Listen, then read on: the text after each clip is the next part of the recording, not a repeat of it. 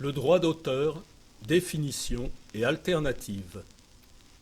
Dans cette vidéo, nous voyons des aspects purement tirés du droit français et parfois applicables ailleurs, et des aspects internationaux. Une icône en haut à droite indiquera s'il s'agit de droit français ou international.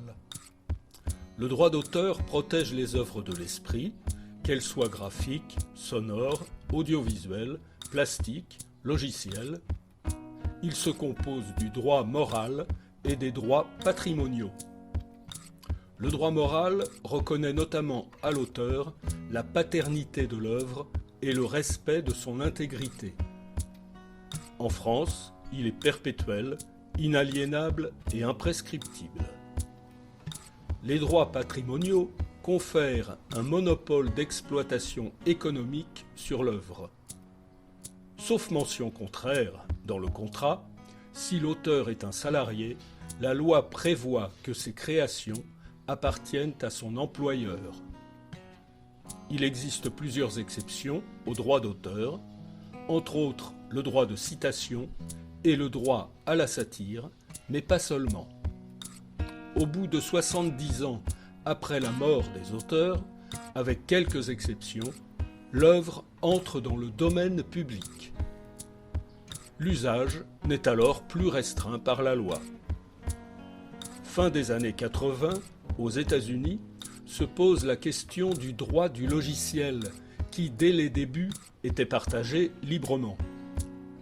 Celui-ci se trouvant confronté au droit d'auteur, certaines personnes souhaitent continuer à partager le logiciel, mais ne le peuvent pas. Ainsi, la licence publique générale, GNU, est créée en 1989, donnant des droits aux utilisateurs. On appelle cela le copyleft, le gauche d'auteur, en opposition au copyright, le droit d'auteur.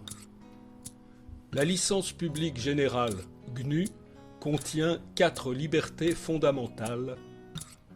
Liberté 0, la liberté d'exécuter le logiciel pour n'importe quel usage.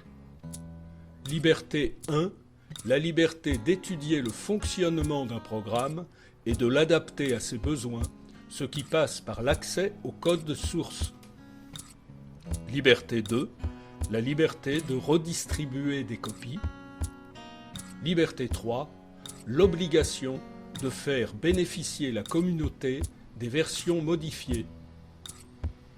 On compare parfois cela à une recette de cuisine.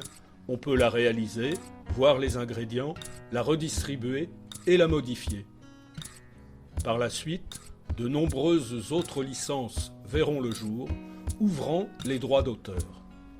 Elles s'appliquent à des domaines particuliers et ont chacune leur spécificité. Prenons l'exemple des Creative Commons, qui permettent de modifier des droits sur mesure. Le droit de partager l'œuvre est inclus, à condition de citer l'auteur.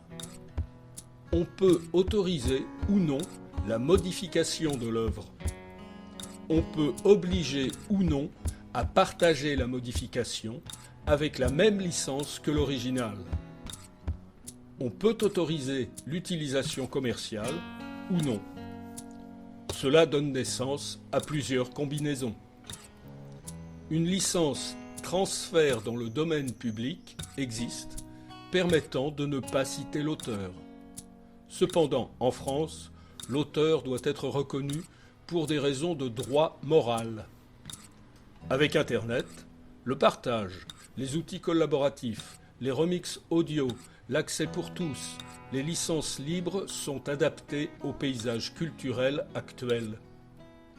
Retrouvez des projets libres sur notre site www.graineshumus.org.